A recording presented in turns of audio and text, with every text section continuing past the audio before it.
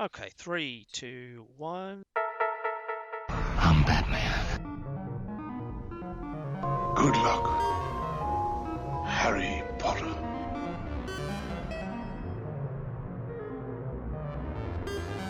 Well, cover me with eggs and flour and bake me for 40 minutes. Hello, and welcome back to another podcast. Hello, I'm going to Screenmasters, find it's my called. thing. I Pete, know, it's I'm called going to start again in a Screenmasters. minute. Hold on. Hello, welcome to another episode of Screen. Actually, I think you were laughing just in the background there, so let's stop again. Okay, 3, 2, 1. I'm Batman. Good luck, Harry Potter.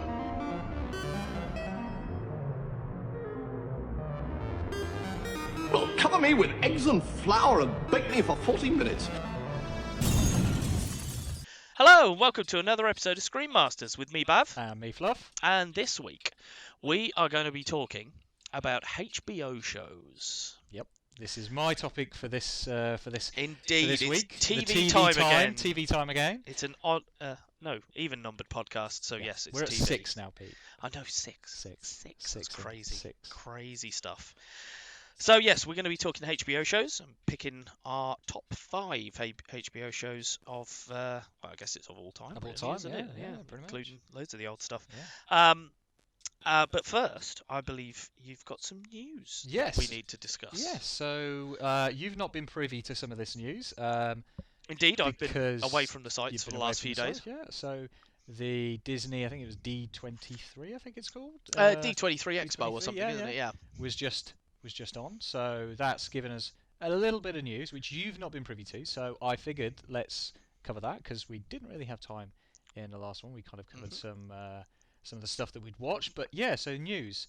So given that we talked about previously as a result of Comic-Con, the new shows which have been announced for Disney Plus, Indeed. which was the Marvel stuff, they have now announced another 3 series All right. for the Disney Plus, which are all Marvel series. Okay. The first one is Moon Knight. Interesting. Yeah. Okay. So we're going to one of the Marvel Knights, which is an intriguing. He's an interesting character he's a anyway, very isn't he? interesting I've never character. read any of his origin stuff or anything. But He's a dark, split personality. He's very dark character, very dark character. So I'm intrigued that they are using Moon Knight because he is kind of one of those Marvel Knights. If you know the run from. I'm aware of it. Yeah. I think I've read some of the Punisher from around that time. But Yeah, so Daredevil, we had Black Panther was one of the Marvel Knights. Moon Knight was one of the Marvels. So yeah, it's an intriguing one. Given that they've moved away from the Daredevils, the Punishers, and the street level heroes, this is another street level kind of hero, as you might refer. Another series, She-Hulk. Okay.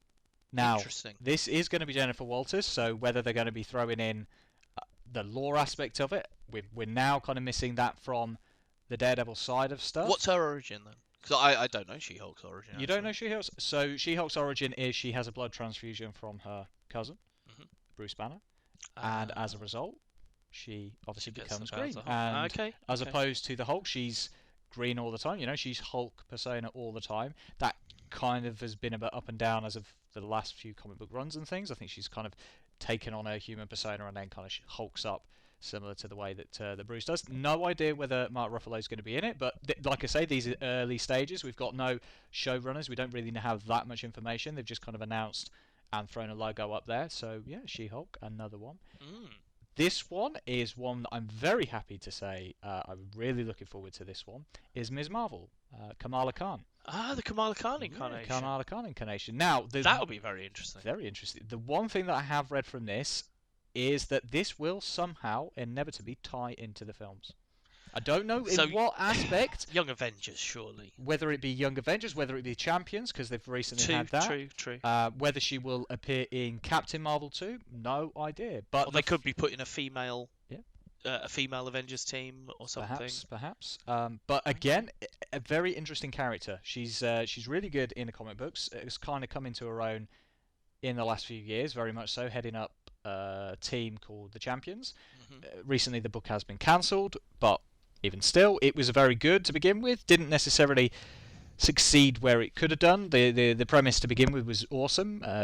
With some of the younger Marvel figures, you had Miles Morales, you had Sam Alexander Nova, you had Amadeus Cho Hulk. So there's some big characters in there. So I'm curious to see how they're going to do this, especially with the fact that she is from ethnic minority. So again, it's pushing that kind of element to it. I'll mention one other final Marvel announcement which has come out of it, which is Kit Harington, as we all know for Game of Thrones. Jon Snow has now been cast in the Eternals as Dane Whitman, the Black Knight.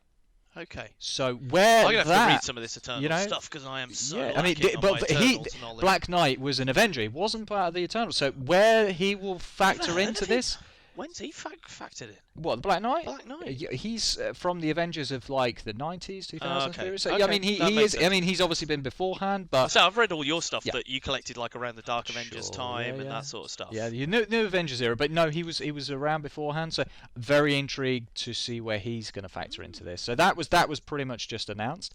Couple of other things which did come out of the D23, which you don't know, which you may be happy about. I mean, it'd been rumored anyway. Obi-Wan Kenobi series Okay. has been confirmed. Based when? Don't know about timelines. All I know is that Ewan 'Cause McGregor again, came the only out. bit I'm interested. Yep. Is with the gap. Yeah, it's going to be between. The bit that takes us up It's to going a to be New Hope, between. between It's going to be 4. between Revenge of the Sith and New Hope. It's Yeah, got to be because That's it's the what I only want. period. That's the story I want to see. Whether this will tie into the Mandalorian, which we've now each seen the trailer for. Yes. Yeah, I watched the trailer for that. Very earlier. teaserish, but very intrigued. I'm very much looking particularly forward by to one that. sequence in there that looked like someone was about to get chopped in half by a door. Mm-hmm. And in the back of my mind, I went, hold on. I thought everyone had said Disney Plus and Mhm. the series were all going to be PG. Mm-hmm.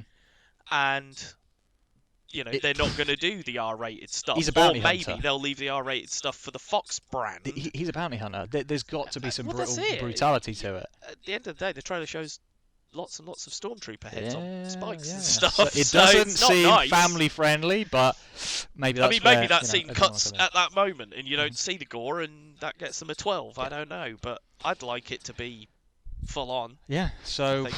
intrigued to see where this is going to develop. I know that Ewan McGregor said for a very long time he would always be happy to reprise the role. A lot of people will be happy that he will be reprising the role. It would work Yeah. if you were doing that time. Mhm. If you're going to tell any other story from Obi-Wan, I don't want Ewan McGregor. No. But he's probably old enough now to be perfect age Yeah. to fill that gap between Definitely. 3 and 4. Most definitely. Hmm. So, and the final little bit of news. Now, I can see that one. I can know see that it, one, and you yeah. know I'm happy about this. Now, the 4th season hasn't even come out yet, and one thing I've learned is that the 4th season of The Expanse, which is due to drop in mid-December, I believe, Mhm. is going to be dropped all on one day. Instead of a weekly, I'm gutted because I've got no time left I to, was gonna say, to book a that's day off your normal because that take a would day be and my watch it. take a day off of work shit. They haven't even released season 4, but season 5 has been confirmed, and I am ecstatic about that That's news. good. So the fact that Jeff Bezos, God bless him, so there we go. We're not talking about Netflix now. We're talking about Yeah, Amazon. we're back on Amazon. Back on Amazon. The fact that he has given such love to this show, and whether he's the one forcing the season 5, I don't know, don't care. The fact that they've announced the season 5 has me even more excited than ever for the return of The Expanse. It's good, and I need to catch up. The problem I have with it is that it's not a problem with the show, but the way they built the show, certainly in the first few seasons when it was being done by Sci-Fi, I think, in America. Yes, correct. It wasn't in line with the books, was it? So it's sort of like a book finished about halfway through a season and we went into a new book. The first book covered the first season and the first half of season 2. Yes, that's right. Yeah. Now, I tried to start watching season 3 because that's Mhm. where I'm up to. I tried to start watching that and was baffled. So I've got to go back and watch the end of season 2 again, I think. But I guess that's because of the format, because they will have then started book 2 partway through season 2. Correct. Which so means that book 2 probably won't finish till into season 3, which Ah, is why I'm so, so yes. baffled by the end of season 2. Book 1 covers season 1 and half of season 2. Book 2 covers the second half of season 2 and the first half of season 3. Yep. But book 3 covers the second half of season 3, and that is the end of book 3. So when I get to the end of book 3, So by the end of then 3, all you right. are up to the end of book 3. That's just the problem I found. I don't know. Remember where I finished, and clearly it was because we were in the middle of something that was going to be finished in the season 3, rather than bringing it to a bit of a cliffhanger, where I've just got to know, oh, Jon Snow's dead. That's fine. I wonder what's going to happen to him next season. But I see. So okay, that's fine. I will watch that then. Because yes, that is a great show. So that's the news catch up. Cool. Some stuff which I know that would tickle your fancy. Now, I mean, the last time that we did one of these, TV related podcasts, and we still started talking about the Marvel TV shows, literally 2 weeks later, as soon as we do that, there's suddenly loads more news announced. Of so course, that's of it's the course. irony It's of it. the way So it works. And whether we get in another 2 weeks' time, we get another bunch of shows announced, I have no idea. If so, we will catch you up then, everybody. Indeed, yes. We will be meeting again in 2 weeks to record some more episodes, so we will then cover it. Okay. So as I say, Move on to the bulk then. cover HBO. of the main topic this week is going to be HBO shows, the top 5 HBO shows for each of us. Now, I know that we both found it a little bit hard to completely go through a top 5 list because there are so many good HBO I've shows. just counted my list, because what I did was found the HBO list of shows that I sent you, and then wrote down all the ones that I've watched to then try and compile I didn't my do five. that. I didn't go to that degree. Well, but yeah. I've got a list of 22 shows That that probably I've seen. sounds about I mean, right. admittedly, Fraggle Rock and Sesame Street are included, because I've seen them and they're Okay, HBO shows. But, there's 22 shows there that I need to choose from. So, I think I'm going to need a little bit of an honourable mentions section at the beginning. Yeah, There are some shows I've had to kick out. That's fine. that Well, I feel free. genuinely love. Go ahead. Do your honourable mentions So I'll do first. the honourable mentions quickly then. So, Ballers Yes. with Mr. Dwayne The Rock Johnson in, and I always forget his name. His name's Rob somebody.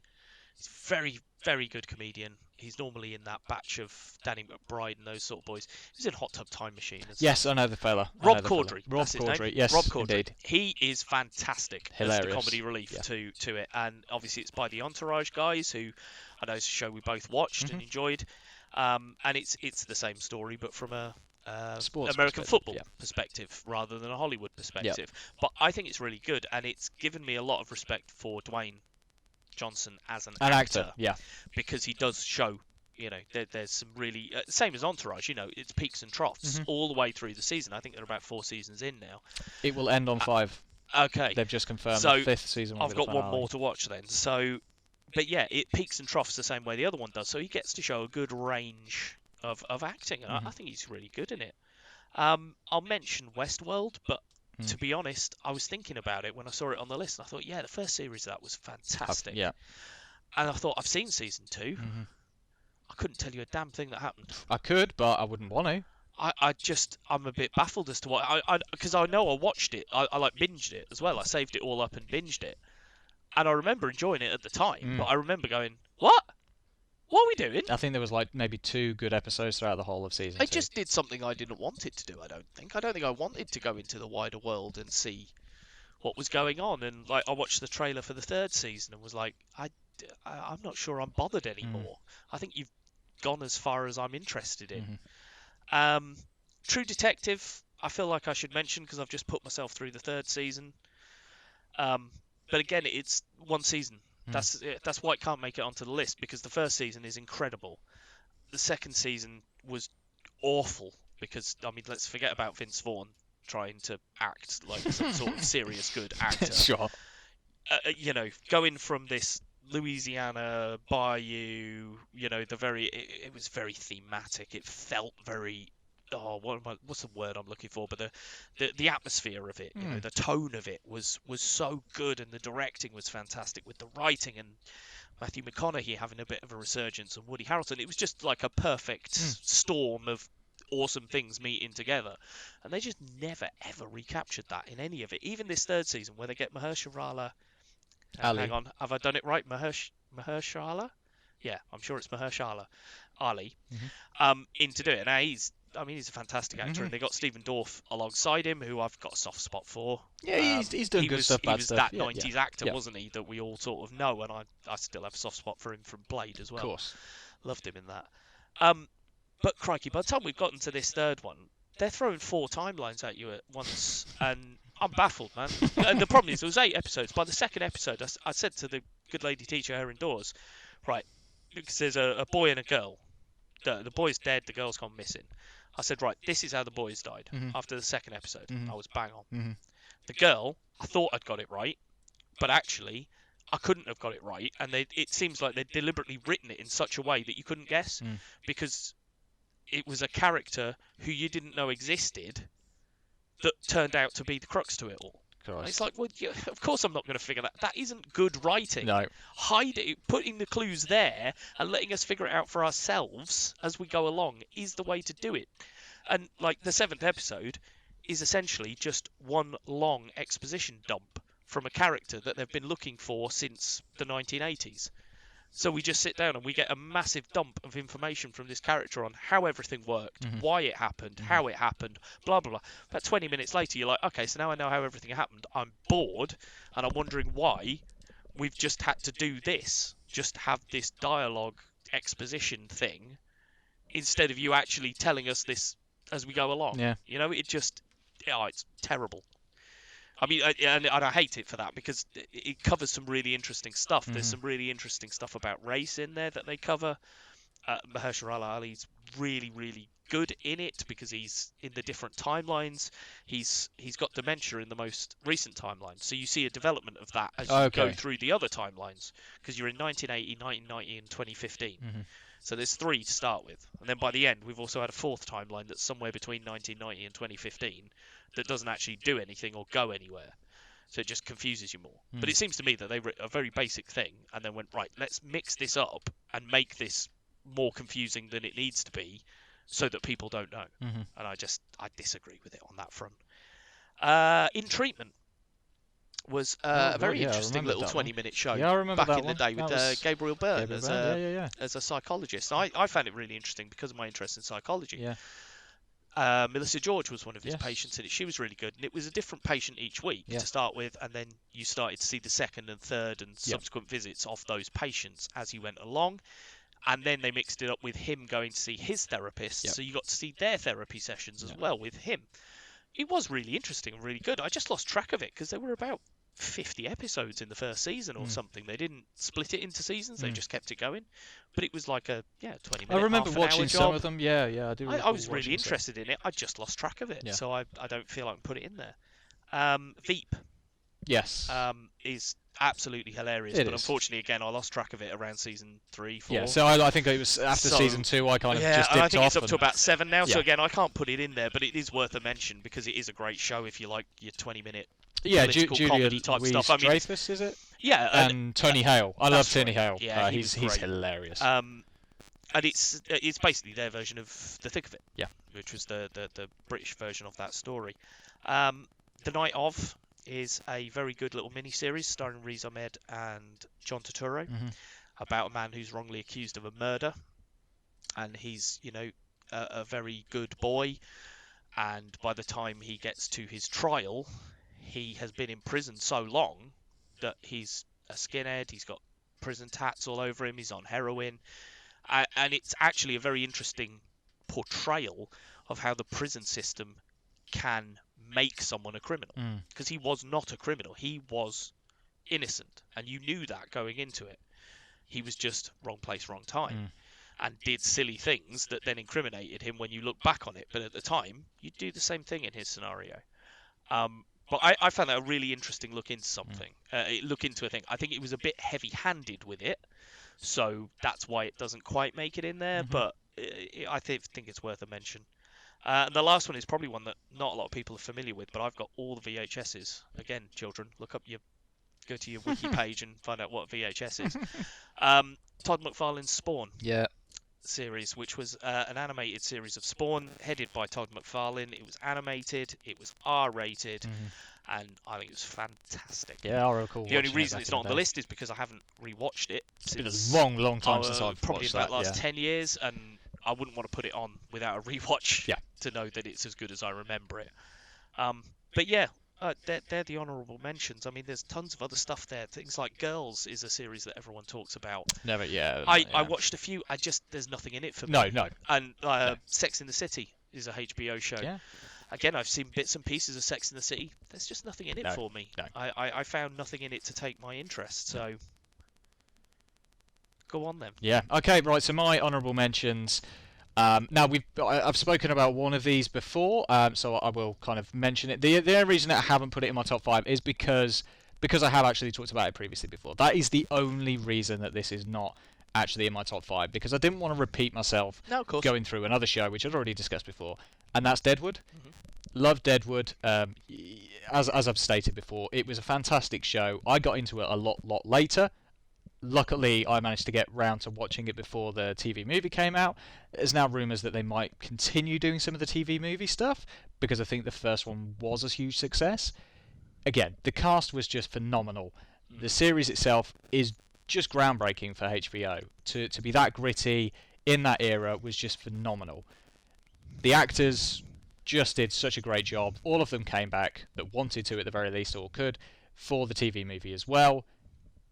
It has a very soft spot in my heart as an HBO show, and again, rightly so, it should be in my top 5, but the only reason it edged out is just simply because I talked about it before. Yeah, so that's the only reason that it's not actually in there. Another show was The Pacific, which was a sequel to Band of Brothers. Kind of a spiritual sequel. Okay. A spiritual sequel in the sense that it was during the same period. It was the Japanese campaign. The Pacific side of it. I didn't find it as enjoyable or as easy to watch as Band of Brothers. There was kind of the crux of 3 main characters in it, as opposed to kind of the supporting cast of Band of Brothers. We may get to that one shortly. But it was still a fantastic series. You go back, and again, it's the cover of that area of World War II, which everybody talks about the European campaign. No, not as many people kind of touch on the Pacific campaign. Yeah, I think it's more an American thing than it is, because that was precisely their side of the war. Yes, really, that was the one that they got involved in. Mostly, obviously, they came to Europe and they helped us. Yes, they didn't win the war for us; they helped us. Yes, it's brutal. It is very, very much brutal. Some of the absolute destruction that occurs there, the massacres that they have to go through, it is pretty soul destroying at times. No joke. The characters in it do suffer a lot. One of the guys in particular really does suffer kind of PTSD by the end of the series. It's quite heartbreaking, but fantastic series. Again, well done to the guys for going after Band of Brothers and going, you know what, we need to tell that side of the story. And I respect that. I really do. Absolutely. Another show is going to be Westworld, as you kind of mentioned.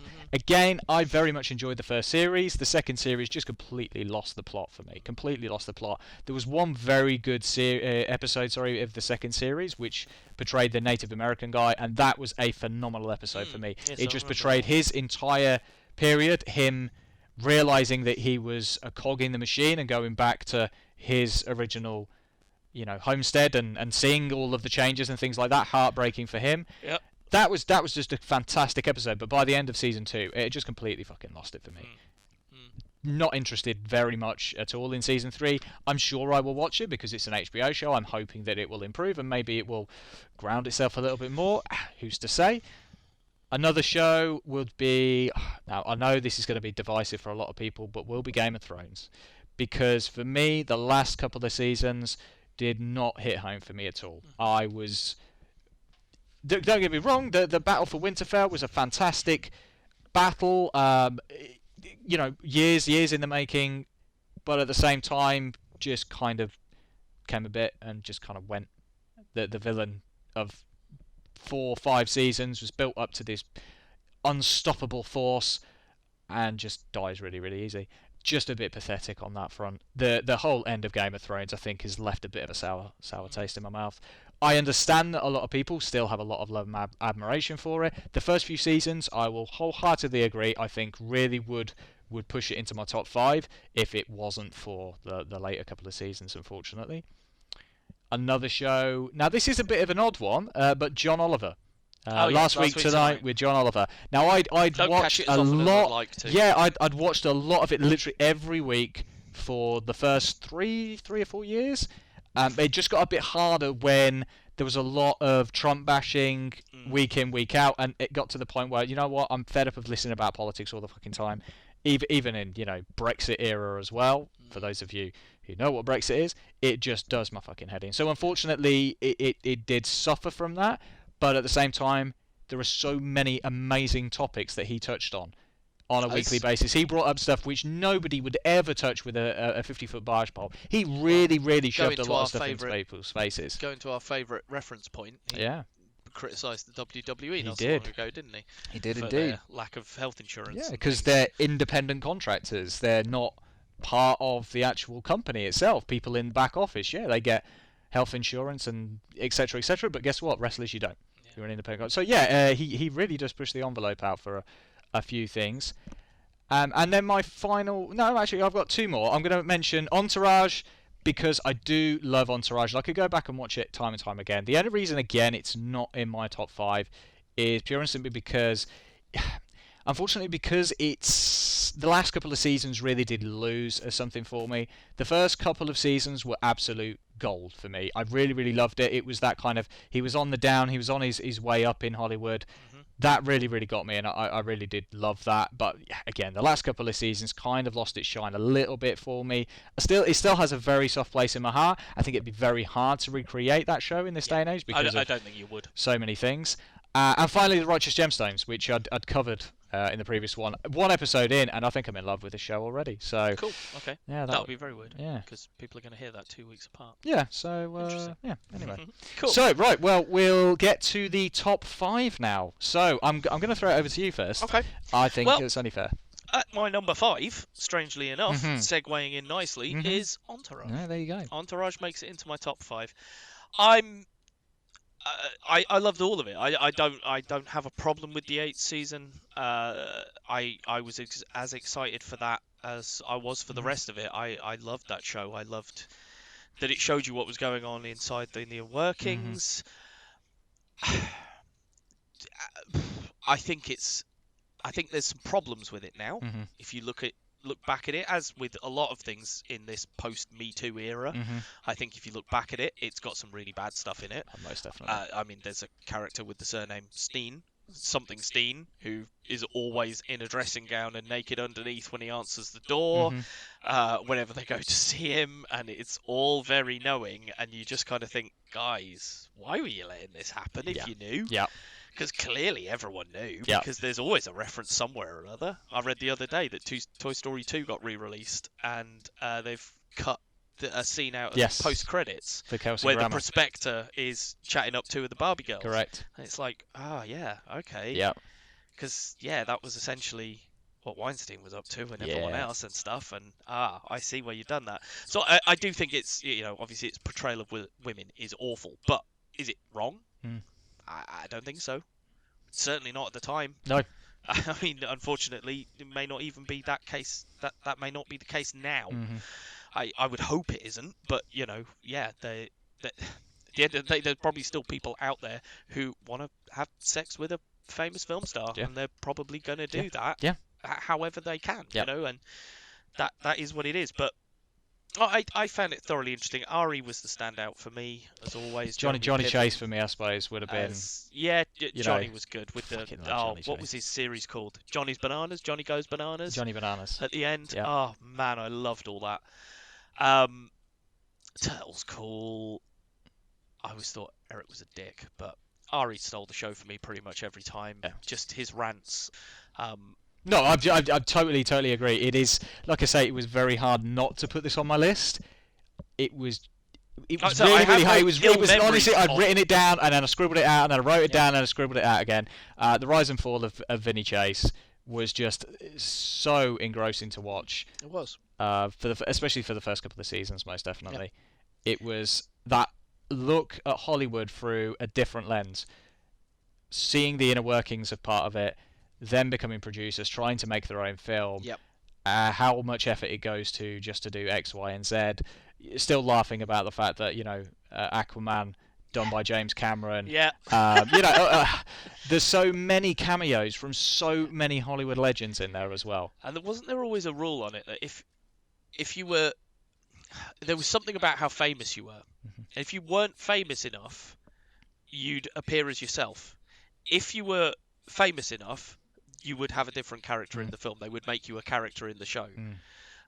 That was always the tale I heard. Obviously, someone like Mark Wahlberg wouldn't apply to that because he's in it all the time as himself because he's a producer. Well, so. it's also based on Mark Wahlberg. Quite. So he was always going to be in that role Yeah. as himself, Yeah. never as somebody else. But that was always the story they used to tell. But Mhm. yeah, so my number 5 is Entourage. Okay. I'm going to take number 5 for me is one which I'm still very, very, very surprised that you have not watched. I've told you time and again that you should watch this, which is Silicon Valley.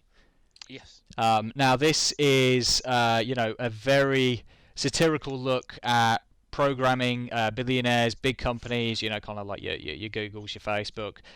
A very, very satirical view of how they are. It starts off with a big party for one of these companies, and you've got Kid Rock, doing a set on this big party for a bunch of, geeks, nerds, whatever you want to call them, and who just don't appear to have a clue what the hell is going on. And it's just they've thrown a shit ton of money at these guys because it's big company, big money. And then this one guy, played by Thomas Middleditch, creates this bit of compression software which turns out to basically break the mold of compression software. It's better than everything on the market.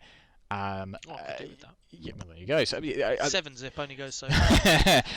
Its humour and realism of the digital age is absolutely hilarious. It really does, because it really does break down some of those perceptions about these big companies. You've got a bunch of people sitting around on a pedal bike.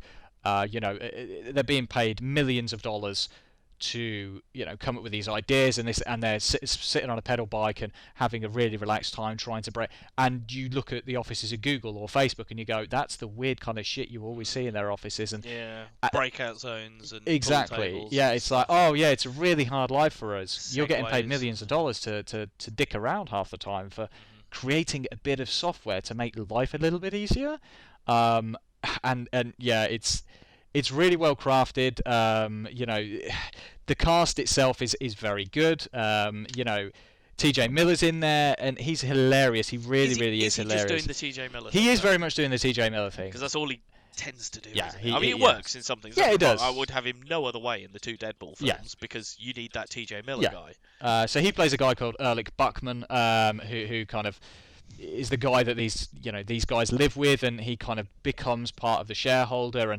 But at the same time, he's a lot more confident than some of the other guys. So his views and the way that he presents stuff is kind of needed. Martin Starr's in there as well. He's hilarious. He's a very, very bitter guy. Very dark. He's a Satanist or satanist or whatever you want to call it. He's hilarious. Kamali Nanjiani, which we've spoken about. Well said. Yep, I wrote it down this time because I wanted to make sure that I actually got it. He's brilliant because again he bounces off Martin Starr like nobody does. I saw him in. No, did I? No, I haven't seen Stuber yet, but Stuber was out the other week. Yeah, and he's in that, isn't he, with Batista? Batista. I walk alone. I walk alone. I walk alone. Yeah, we won't do that too much. Anyway, I forgot the next line. I was totally going to sing the next line and I forgot it. Well, we've both heard it enough with the wrestling side. I walk for miles inside this pit of danger. Batista's intro. But Batista's intro.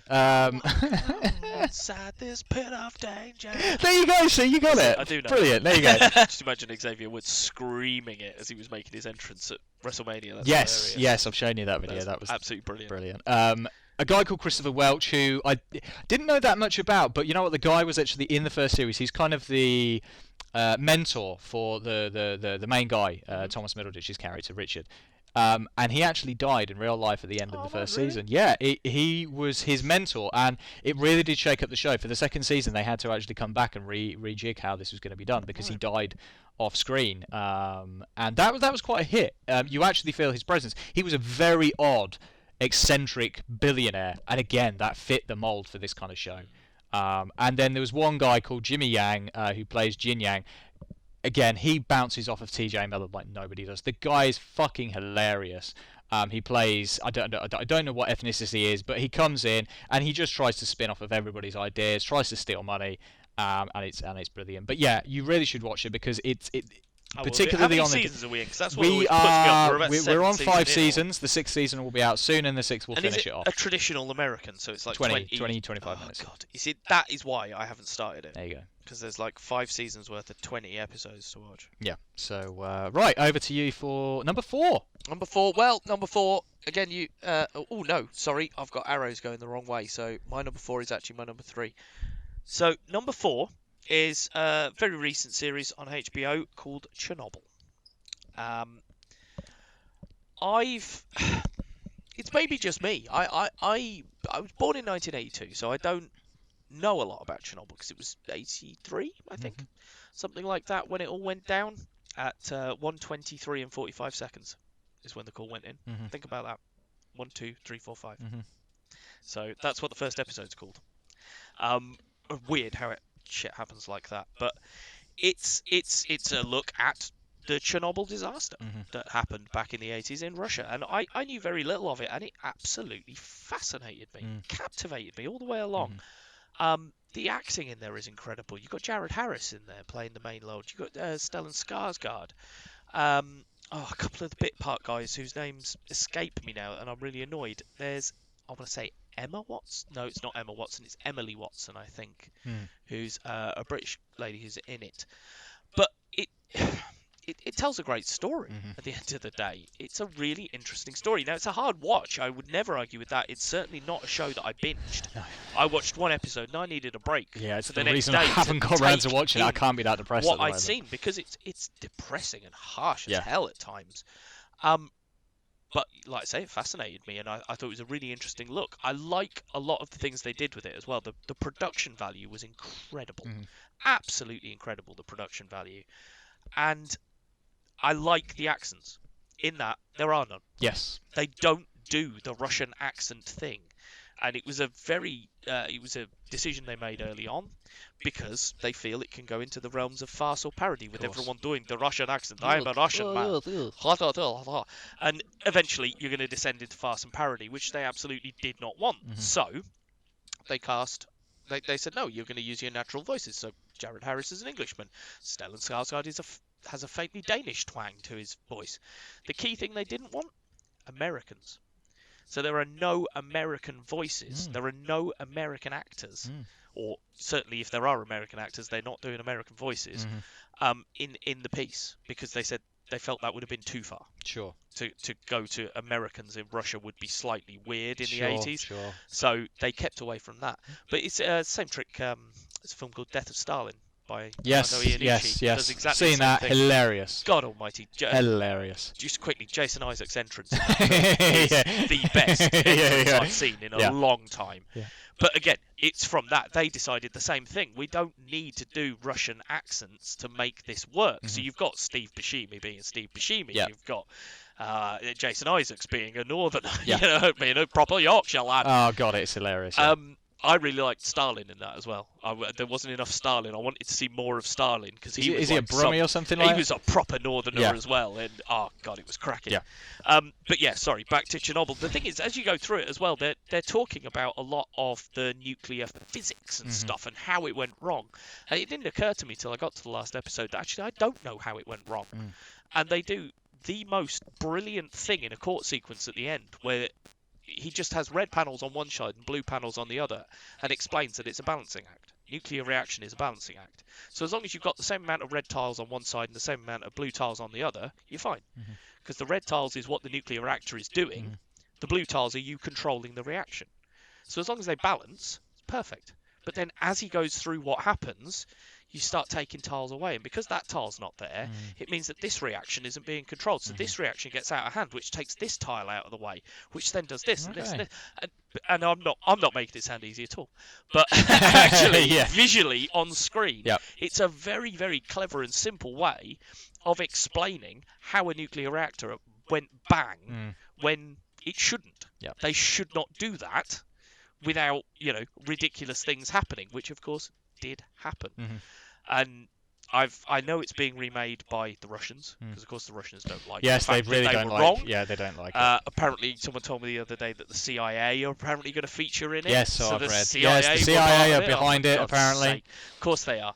But no, if you're at all interested in that, or you like a true life gritty drama, because that's what it is. There's no humour to be found here, guys. It's a cracker. It really is. The acting, the production value, it all adds together to make a cracking little series. Lovely. And like I say, maybe people will complain that I've put an 8-part mini-series in the list, but it affected me so profoundly. I felt I had to. Yeah, It certainly beat True Blood off my list. That's for sure. I mean, the only reason I haven't got around to watching it is I need to be in the right mindset to watch it. I think. Yeah, no, I That's totally the understand thing. that. Yeah. I totally understand. It is not an easy one, and it's not one that you sit down and binge all 8 episodes in. No, you just can't. Right, so I'm going to go 4 for me. Now, this is, again, another one that you probably not watched, which was Treme, which was another David Simon production post The Wire. David Simon, remind me. David Simon from The Wire. The Wire. The Wire. Did you do something before that? I want to say The Shield. No, he did Homicide Detective. So it's That's it. Yeah. Homicide: Life on the Streets. Yeah, that's it. Yeah. So Treme is set in New Orleans post Katrina. It's it's an amazing storytelling piece, portrayal of the city and the culture, music, the food, the politics, the police, the Mardi Gras Mardi Gras Indians. You've got a typo on your bit of paper there, mate. I just read it really, really quickly. That's all. Doctor's handwriting. Yeah. I mean, the thing that I cannot say most about this is the musical performances are absolutely phenomenal in this entire series. It's 4 seasons long, which is it done now? It's done. Yeah, no, it's done a good few years ago. You've got some of the guys from The Wire, Wendell Pierce, Clark Peters, both kind of pick up as new characters in this. Wendell Pierce is hilarious in this. As Remind me who Antoine he is. Baptiste. It's not a name He's I've Bunk picked up. Bunk. in here in The Wire. So yeah, he's absolutely hilarious in this. You've got Steve Zahn in it as well as kind of a disgruntled musician. I like him sometimes. Yeah, he's got to find the right film. Yeah. I remember him from something like Joyride or what was it called in America? I don't know, some crap horror film anyway. I think it was called. Was it called Joyride? Joyride. It sounds like Joyride. Yeah. It was Paul Joyride over here Walker? and something else over there. Anyway, Yeah. he was in that, and I thought he was poo. Yeah. But then I've seen him in other stuff, comedy stuff, and I think he's really good. And I've seen him in straight stuff, and I've gone, oh, actually, you're all right. Yeah.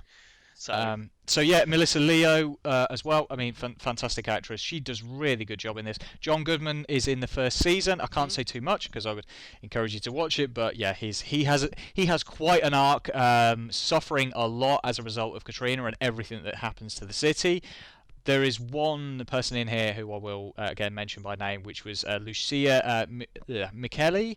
Miacheli. I'm not pronouncing that by any stretch. She is a. Is it better that we say the names and get them wrong, or should we just not? We're at least the names? attempting. I'm not sure. We're at least attempting it. Yeah, I suppose it's something like Brits abroad. At least if you try and Yeah, speak in sure. Spanish, they might appreciate the fact that you've given it a shot. But she's a real life violin player, and so she really does bring that level of Nice. authenticity to the music. As I say, the music for me It's was authenticity. really, really the crux of this series, massively. It does touch on so many other good things. Again, it's great storytelling. I wouldn't expect anything less from David Simon and his team. It's absolutely phenomenal, though. Incredible real-life appearances by real-life musicians. Kermit Ruffkins from New Orleans. Kermit Ruffkins. Kermit Ruffkins. Wow, that sounds like a jazz musician. There you definitely. go. Yeah. So again, there's a great playlist on Spotify for those of you who have Spotify. Go in there. Find the Treme list. It's great. There's loads of songs from the series itself. Loads of original stuff as well. It's just phenomenal. It is absolutely phenomenal. The music for me is the thing that drew it most to me and kept me going back. But I can't rate this, enough. I know one of our mutual friends, a friend called Gary of ours, he went over to New Orleans and kind of rubbed it in my face because he knew how much I'd love this show and how much I would have loved We've to got have to mention Gary. He's our claim to fame because he worked with. If you check out the credits for Tim Burton work around, I don't know, early 2010s maybe. Yeah. He was part of the sound team on Tim Burton's stuff. And Ridley Scott. what is it, Sweeney Todd, Mhm. First Alice. I also know he did like Golden Compass though as well. Yeah, he did So Robin Hood with Ridley Scott, as I Yeah, recall. that's right. So, Yeah. So yeah. yes, he's our claim to fame. Gary Keller. Hi. Hi, Go. You may not be listening to this actually, because I don't think we've told you it's here, but we will do. Yeah. So hi. now that you're listening. Yeah. So there's my number 4. Anyway, Cool. Okay. over to you for 3. So number 3 is, we're going to come back to it again because I'm not as down on it as you and everyone else. Mm-hmm. So Game of Thrones. Yeah. Game of Thrones Yeah. makes my 3, man. It was at a time where we've discussed previously in I think maybe in the first TV top 5 episode, maybe even Smallville that brought it up, but I realised I was watching telly for Smallville. the sake of it. Yeah. I was not watching some of the programs, particularly the DCs, the Arrows, the Flash, Supergirl, that sort of stuff. I wasn't watching them because I enjoyed them. I was watching them because it was a habit and I felt I had to. And Thrones is the show that made me realise that that's what I was doing, because that was the show I was excited for every week. And then as soon as it finished, all too early every single time, I then had to wait ages, and I was always excited for it to come back again. I mean, we all know that the early stuff is fantastic and it's brilliant. I still think it's the best piece of misdirection ever to put out all your promo material for the first season with Sean Bean sat on the throne and then kill him off at the end. That's genius, absolute freaking genius. And again, you got Mark Addy in there in the first place, and yeah, we could go through the cast as they come and go. Jonathan Pryce coming into it as the set. Baylor? No, he wasn't Baylor. Oh, he was the idiots, weren't they? They made Cersei walk through the street naked, didn't they? Frick, I can't remember their names now. That's really going to annoy me. So in about half an hour post-record, I'm just going to shout at the top of my lungs, "Oh, it's a blah, blah, blah, blah!" And people are going to be really confused and not know why. But the 8th season, I made my peace with. I didn't like it necessarily, but when I figured out roughly episode 3, I think it was, that this wasn't going to go the way I thought it was going to go. Because like you, and like I guess everyone else, we all thought that first battle up north at the wall was going to fail. And the White Walkers were going to come down, and then we were going to have a big face-off down the bottom. Now, maybe they changed it because they thought it was too predictable. Maybe they changed it because they were told to, because that's how the book's going to play out. We don't know, do we? This is the problem. And this is why I won't be too harsh on it, because I don't know what those two guys were told they could and couldn't do. For all we know, they wrote the series they wanted, and it's the one that we all wanted, and they took it before them, and they went, no, you can't do that, because our deal says that George is allowed to do this, this, and this, because that's what he's going to do in the book, so we can't do that. You've got to do something else. I don't know. I'm being fair to them, because I enjoyed the rest of it so much. But yeah, as soon as I realised, oh, okay, the Night King's done for, we're dead. I made my peace with it. I was like, all right, well, this isn't going to be the show, the ending that I want it to be. So I'll just accept it for what it is. For what it was, I didn't think it was too bad. But it's when you consider what we all wanted from it and all the expectations. And again, I've been here before. It was called Lost.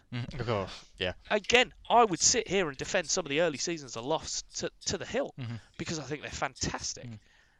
But when you get to the end of it, you do realise they didn't freaking know what was going on. I genuinely think they did at the beginning, because they used to do podcasts alongside it, where the writers would be, I mean, I remember they used to say, we don't put anything in the show unless we know how it pays off.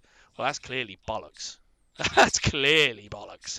They didn't know how the frickin' hell the numbers played out until they wrote it for the last season. I'm damn sure of that, because I'd have come up with a better reason for what they were. You wouldn't have just said, oh yeah, they're the seat numbers on the plane. That sorts that one out. It's like, no, we don't want you just to go round tying up all the answers, you know? Anyway, this is talking about Lost now, isn't it? Getting back to Thrones. I don't feel Thrones disappointed me that much in that way. Okay. And even though the 8th season did disappoint me, I was so excited. I mean, again, I remember the season. John died at the end of the fucking season, and I could not wait to find out what happened. I already knew. I'd read the book. Yeah, well, there you go. But I didn't read any of the books, so I didn't know. So I was there. And maybe that's another part of it. Maybe that's why you're not as keen I mean, on it when it I'd got to that lost stage, by the because you latest know book. It was boring. what was going to happen, potentially. So that can always affect you. You know, if you've read the book, you sometimes want it to, you want to see a visual representation of what you read. Well, I mean, You don't want them the- to change it and tweak it and mess with the it. problem with the last book was I got really halfway through the last book. I think it's Dance with Dragons, and it's fucking awful. Yeah, really. And I really don't give a shit about reading the Now, last couple, is which has that taken one- him like 2 decades to fucking write now. That most recent one, did he write that post Game of Thrones having started on telly? I couldn't tell you right now. Because that's what I'd be interested It's been in. like a decade since I he wonder, wrote one. because I'm anyway. sure one of them came out in the middle of Yeah, Game of Thrones probably. being released on HBO. And I always wondered whether that book would be any good Mm. because he'd finished it without the time that he had previously for the other books. And yeah, like you said, if I was the publisher, I'd be pissed off. I'd be like, I don't want the next 2 books because I don't think a damn person's going to buy them, apart from your diehards who were there for the books in the first place.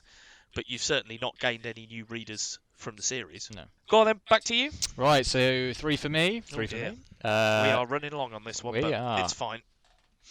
Just as a note, Wayne will probably edit this out. Yeah, I think we might need to find a couple of cuts for where we've extended a little bit over this. Maybe. Yeah. Just waffled a bit. Yeah. Anyway, back to it. So number 3 for me is Band of Brothers. Band of Brothers, which was a 10-part limited series. So again, I've picked a short kind of compressed series. I know you picked Chernobyl. But that one was important though, wasn't it? It I was. remember. I mean, we don't It get was. water cooler telly anymore No. too much, do we? Because there's so many different streaming mediums Yeah. and cable channels and TV channels and stuff that unless it's apparently Love Island, no one Did seems you have to watch fucking the same mention show. that? But oh, come on, it's the most recent Oh. example. Like, what's another show that everyone seems to watch that's really crap and no one should be fucking watching? Yeah, your intelligence drops by 10 points as soon as you watch that The show. only other thing I can equate it to that I will back up is Bake Off. Everyone seems to watch Bake Off still. Yeah, I and don't. likes I to still talk don't about watch Bake Bake Off. Off. I know, you're silly. But anyway, let's get back to Band of Brothers. Let's not talk about crap like Love Island. And that's for the girls at work. Anyway, from the beginning of boot camp to the final days of the war, this was an absolute gem and a half for me. I know that most people have probably watched Saving Private Ryan as well. This had obviously come out of that era very much in the incredible, FX and realism of the brutality of war.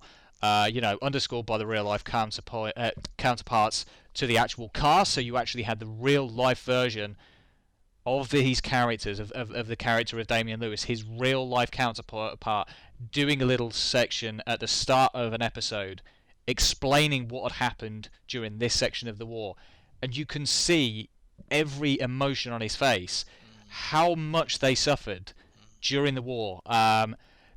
This is Damian Lewis at his best for me. I mean, he's gone off and done Billions, which I'm hugely a fan of. But this for me is his best piece of work. You've got a massive cast. I'm just going to spend like 30 seconds running through some of the names here. Because So yes, we've I was got going to ask you to name some of them. some of the big people. So you've got Michael Fassbender, you've got Dexter Fletcher, you've got Scott Grimes, you've got Michael Kudlitz, who you recognise from Walking Dead and from a few other shows. You've got James McAvoy, you've got Colin Hanks, you've got Donnie Wahlberg, you've got Tom Hardy. Some of these characters only play a very small part. But the fact that you've got a massive ensemble cast, I mean, this was such a rich. Because I want to say David Schwimmer's in it as well. David Schwimmer is in it as well. Yes, I did. Just because I had so many names. No, I know. It's just one that pops into my head. Whenever I think Band of Brothers, I'm like, I'm sure someone told me David Schwimmer's in that. I mean, this is a first-class ensemble piece more than anything else. Hard cutting. It's brutal. It's emotional. There's an episode where they go to a concentration camp. You see the absolute brutality of the impact that the Jews had to deal with. They're emaciated people.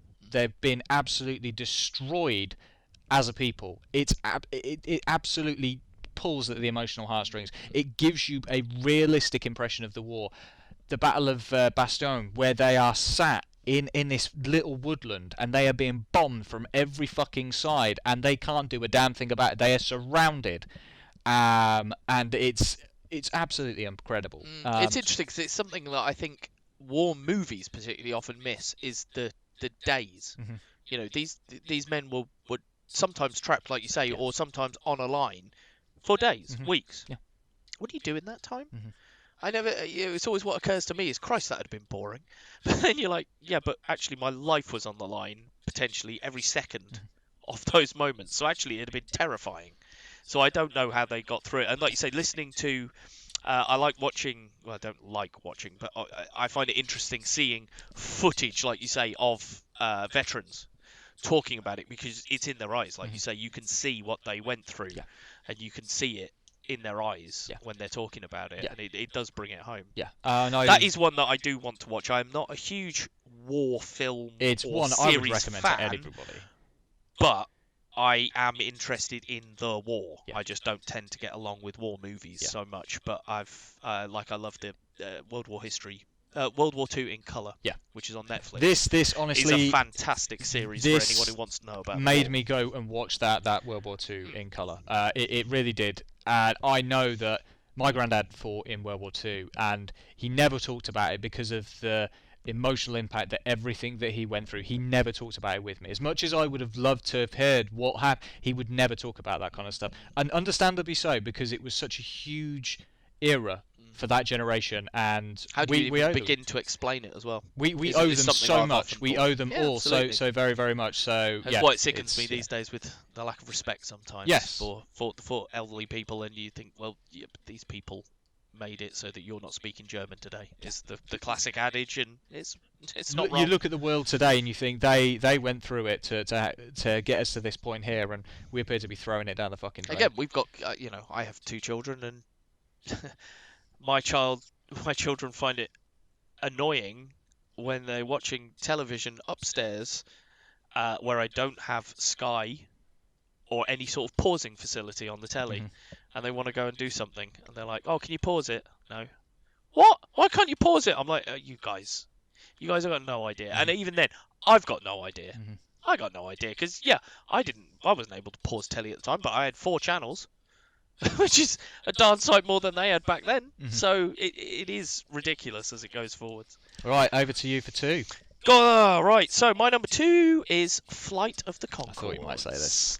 Did they do 3 seasons in the end? I think they did. I know they did 2 for a fact. I think they did a 3rd season that wasn't quite as good. Didn't quite recapture the magic. But I love Flight of the Conchords. They are Jermaine Clement and Brett. I've forgotten his surname.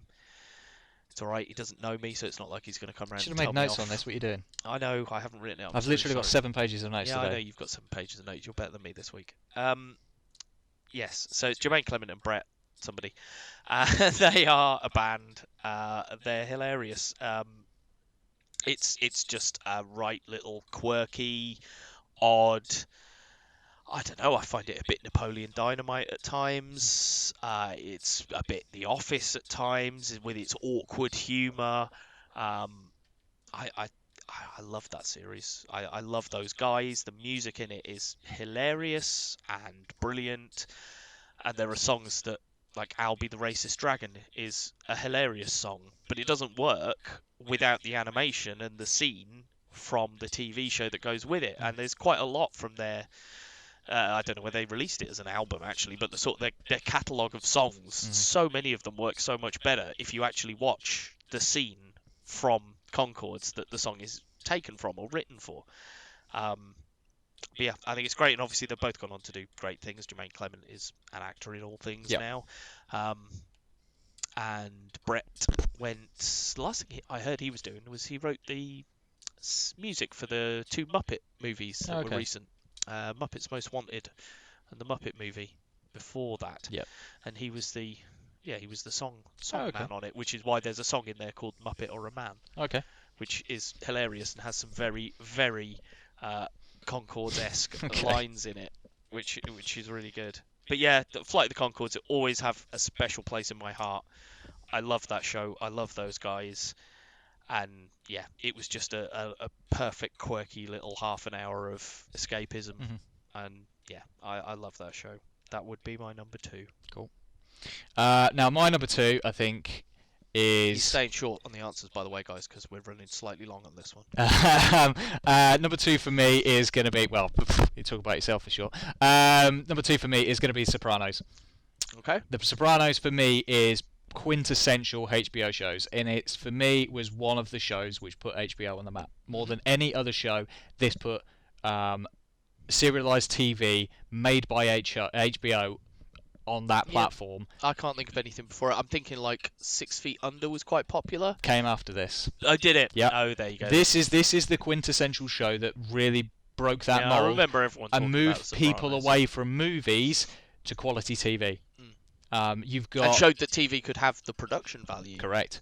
Of TV. I mean, of film. you've got James Gandolfini, the late great James Gandolfini as Tony Soprano. What a phenomenal character this guy was, and played very well by James Gandolfini. What a supporting cast as well. Honestly, you've got. I mean, I'm just the names of some of the supporting cast. You got Paulie, you got Sylvia, you got Pussy, Uncle Junior, you got Meadow, AJ, his wife Carmela, Christopher, his nephew, Adriana. Basically, if you like The Godfather or Goodfellas, this is new. Goodfellas? Goodfellas? Goodfellas? We're not that English, son. It's Goodfellas. Goodfellas. Sorry, Goodfellas. Goodfellas. Goodfellas. Oh, Goodfellas. Come and watch The Sopranos. This is New Jersey mob. The stereotypical kind of crime, family, food, culture of that Italian era. A guy who goes to therapy. A mob boss who goes to therapy. They made a goddamn film out of the basis for that aspect of it, which was Billy Crystal and Robert De Niro. Robert De Niro, analyse this. Analyse and this. then they did analyse that. Yeah, as well, and that came out of this show. That came out of this show. Interesting. It's got FBI informants, so you've got that brutal, realistic impression of mob bosses trying to be undermined by FBI informants, people within their ranks that are trying to do them over. It's funny as hell at times. There's one where two of the characters are out in the woods, which is shot by Steve Buscemi, and it's fucking hilarious. Two of the characters, two mob guys, stuck out in the wilderness, in the woods. Brilliant, absolutely brilliant. Emotional as hell at times. It really, really tugs at the heartstrings because although Tony is a hateable guy, he's also a lovable guy. You love to hate this guy at times. The relationship he has with his mother, his wife, his kids, his friends, his nephew, and this has got one of the most divisive endings of all time. Yeah, that's what I've heard. I mean, I've never seen The Sopranos because I'm not a huge, in the same way that I'm not a huge fan of westerns, I'm not a huge fan of the gangster movies. I've seen The Godfather. It's not my cup of tea, so I've not seen the other two.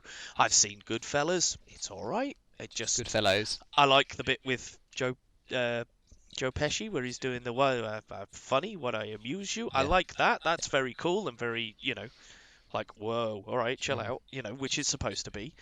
I don't know. I was late to the party with Sopranos, definitely. It had finished before I even became aware, and I think that's why I just thought, well, it's not my kind of thing, so I won't bother. But I did hear the ending, so go on then. How do you fall on the ending? I am actually quite happy with the ending. Yeah. Don't get me wrong. When I was watching the ending, I genuinely thought, is there something wrong with? I didn't download it. If I did download it. A copy which is fucked up because you have got the family sat around a table in a diner and it suddenly cuts to a black screen and you're like, hang on a minute, have I missed something? And then the credits roll and you're like, did I just miss a scene? No, they quite literally subvert the idea of what this ending could be, whatever it could be. It's one of the most divisive endings of all time for an HBO show, but I actually think it works perfectly. I think it's fair to say for any show. It's divisive for like you say, it's gone down in history. Looking back on it now as one of those endings. Number two, the Sopranos for me, and we get to number one, and indeed. So my number one, I believe, is probably the same. The same as mine, mine, because neither of us have mentioned it yet. No, so. And that would be The Wire. The Wire. So, I mean, let's face it. This, the amount of people you read online, this is regarded as one of, if not the greatest shows of all time. Yes. Certainly, like you say, the critical belief and everything is alongside it. And again, it's another one of those shows. HBO's are masters at it.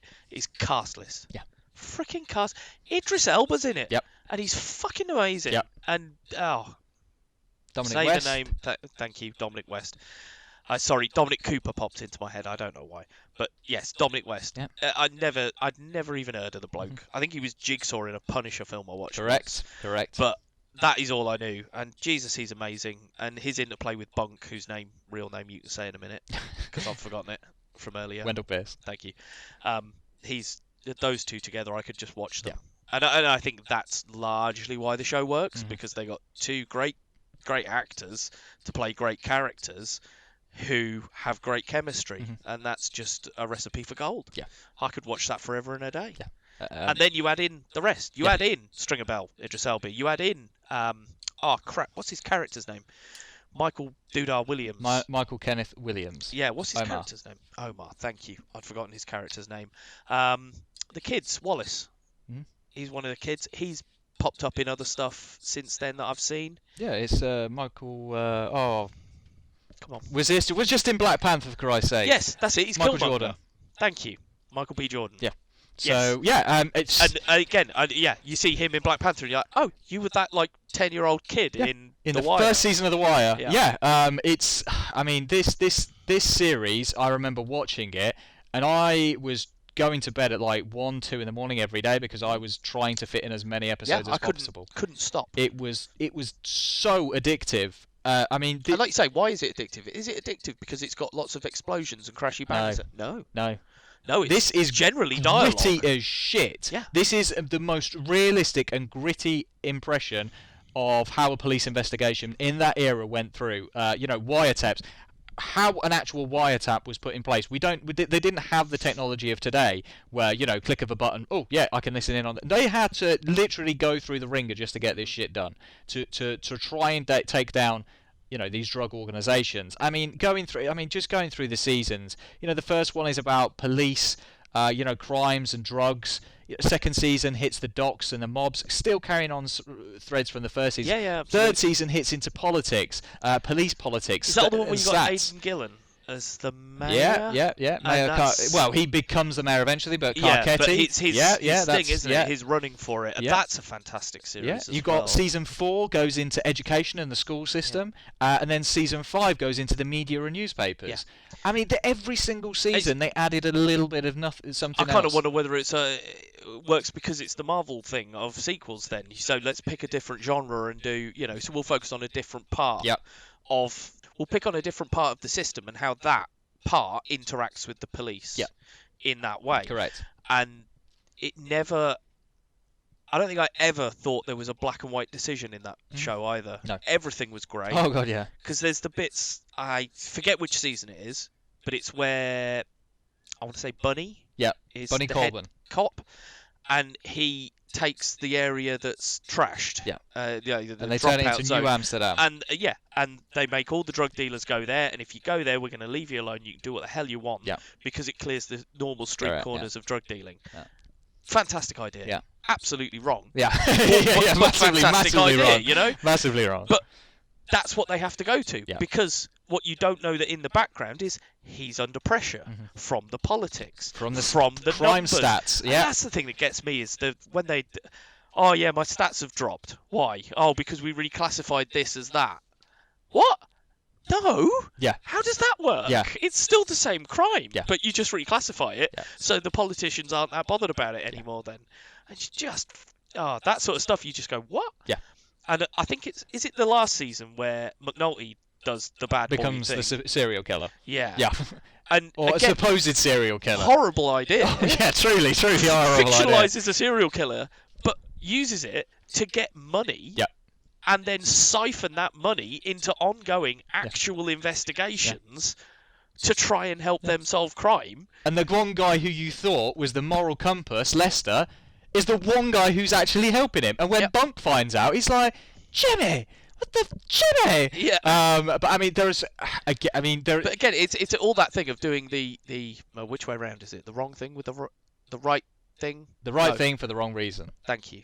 Yes, you're doing the wrong thing for the right reason. Correct. That's the way round I was looking for. That's the way around it should have been. So he's doing the right thing by getting more funding into the unit, but he's doing absolutely the wrong thing by pretending there's a serial killer on the loose. Yeah. You're doing the right thing by clearing the street corners of all the drug dealers, but you're doing absolutely the wrong thing by just telling them all to go to one area and you'll leave them alone to do what they want. Yeah. It's, I mean, like you say, I mean, we could literally. I think we may at some point end up having to possibly spend some time on The Wire because it is such. We might do. I could probably watch it again. It's such a massive undertaking. The drug war between Barksdale and Bell and Marlowe Stansfield in of itself could, we could talk about that for 20, 30 minutes and again, at a time. I bet there's a million actors we're missing as well. Oh God, if most I went back definitely. and watched it now, having seen, like you say, a lot of stuff where, as black actors are becoming more prominent in roles and more, getting more leads and more films about black culture are being made, I'm willing to bet tons of those actors have popped up in other stuff now, and I'd go back and go,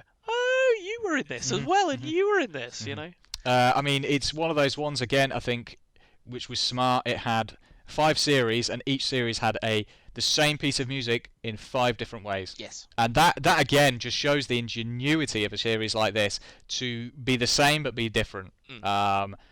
Every single character in this is memorable. I love Dominic West's Jimmy McNulty is just like, the fuck did I do? The fuck did I do? That is just a phrase and a half, just because it's so hilarious, so in-fitting with the character. You've got a politician, Clay Davis, who's just like, shit. Oh yeah, we've got to have one of those in there. I've got to have a please put that in there as well, Wayne. Thank you. Shit, boy. Think I'm gonna be the scapegoat for the whole damn machine? Shit. Clarence is gonna... Major crimes. Shit. They gonna come talk to me about money laundering in West Baltimore? Shit.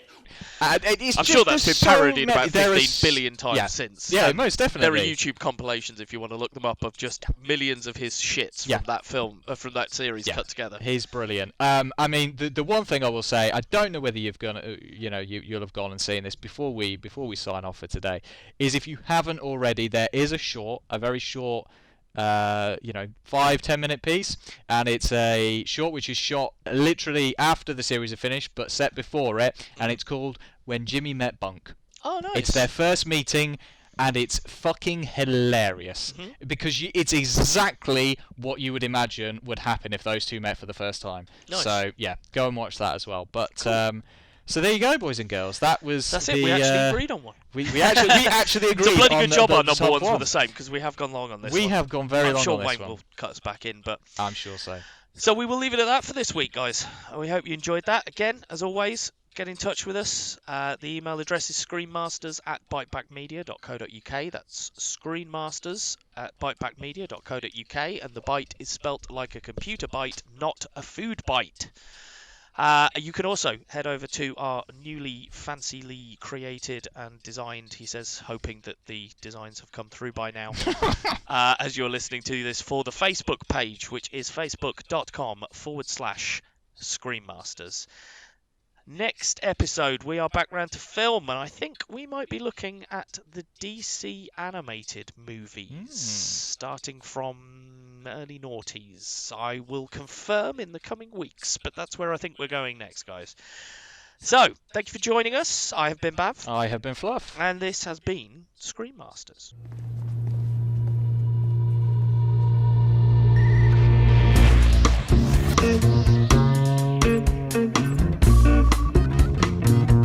If you walk through the garden, you better watch your back.